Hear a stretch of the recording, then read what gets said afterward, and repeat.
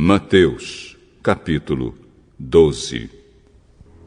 Poucos dias depois, num sábado, Jesus estava atravessando uma plantação de trigo. Os seus discípulos estavam com fome e por isso começaram a colher espigas e a comer os grãos de trigo. Quando alguns fariseus viram aquilo, disseram a Jesus: Veja, os seus discípulos estão fazendo uma coisa que a nossa lei proíbe fazer no sábado. Vocês não leram o que Davi fez quando ele e os seus companheiros estavam com fome? Davi entrou na casa de Deus e ele e os seus companheiros comeram os pães oferecidos a Deus, embora isso fosse contra a lei, pois somente os sacerdotes tinham o direito de comer esses pães. Ou vocês não leram na lei de Moisés que nos sábados os sacerdotes quebram a lei no templo e não são culpados? Eu afirmo a vocês que o que está aqui é mais importante do que o templo. Se vocês soubessem o que as Escrituras Sagradas querem dizer quando afirmam: eu quero que as pessoas sejam bondosas e não que me ofereçam sacrifícios de animais, vocês não condenariam os que não têm culpa, pois o Filho do Homem tem autoridade sobre o sábado. Jesus saiu dali e foi para uma sinagoga. Estava ali um homem que tinha uma das mãos aleijada. Então, algumas pessoas que queriam acusar Jesus de desobedecer à lei lhe perguntaram: é contra a nossa lei curar no sábado? Se um de vocês tiver uma ovelha e no sábado ela cair num buraco, será que ele não vai fazer tudo para tirá-la dali? Pois uma pessoa vale muito mais do que uma ovelha. Portanto, a nossa lei permite ajudar os outros no sábado. E Jesus disse para o homem: estenda a mão. Ele estendeu e ela sarou e ficou igual à outra. Então os fariseus que estavam ali saíram e começaram a fazer planos para matar Jesus. Quando Jesus soube disso, foi embora dali e muita gente o seguiu. Ele curou todos os que estavam doentes e mandou que não contassem nada a ninguém a respeito dele. Isso aconteceu para se cumprir o que o profeta Isaías tinha dito: disse Deus, aqui está o meu servo que escolhi, aquele que amo e que dá muita alegria ao meu coração. Eu porei nele o meu espírito, e ele anunciará o meu julgamento a todos os povos. Não discutirá, nem gritará, nem fará discursos nas ruas. Não esmagará o galho que está quebrado, nem apagará a luz que já está fraca. Ele agirá assim até que a causa da justiça seja vitoriosa. E todos os povos vão pôr nele a sua esperança. Então levaram a Jesus um homem que era cego e mudo, porque estava dominado por um demônio. Jesus curou o homem. E ele começou a ver e a falar. A multidão ficou admirada e perguntava: será que este homem é o filho de Davi? Alguns fariseus ouviram isso e responderam: é Beelzebu, o chefe dos demônios, quem dá poder a este homem para expulsar demônios. Mas Jesus conhecia os pensamentos deles e disse: um país que se divide em grupos que lutam entre si certamente será destruído. E a cidade ou a família que se divide em grupos que lutam entre si também será destruída. Assim, se no reino de Satanás um grupo está combatendo contra o outro, isso quer dizer que esse reino já está dividido e logo vai desaparecer.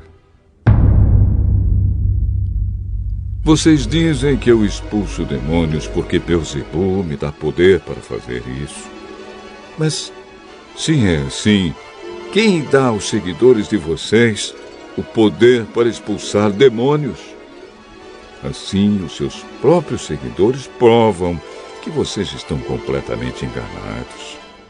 Na verdade, é pelo poder de Deus que eu expulso demônios.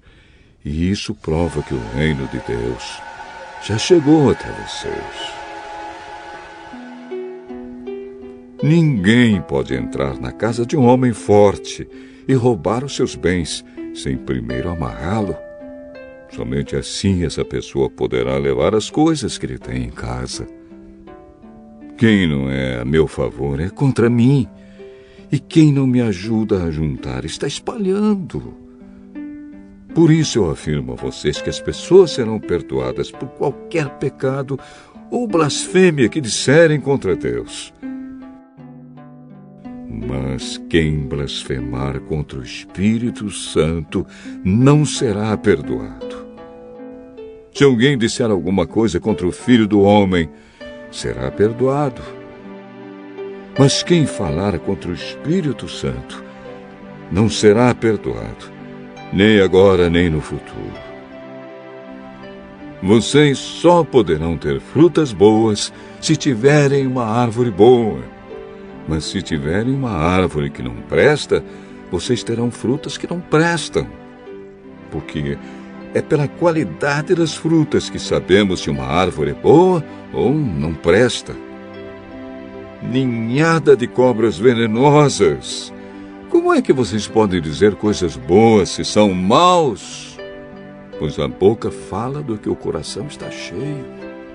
A pessoa boa tira o bem do seu depósito de coisas boas, e a pessoa má tira o mal do seu depósito de coisas más.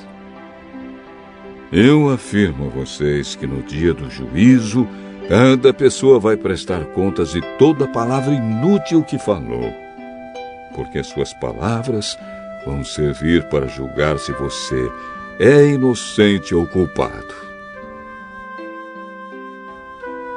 Então alguns mestres da lei e alguns fariseus disseram a Jesus: Mestre, queremos ver o senhor fazer um milagre. Como as pessoas de hoje são más e sem fé! Vocês estão me pedindo que faça um milagre, mas o milagre do profeta Jonas é o único sinal que será dado a vocês. Porque assim como Jonas ficou 3 dias e 3 noites dentro de um grande peixe, assim também o Filho do Homem ficará 3 dias e 3 noites no fundo da terra.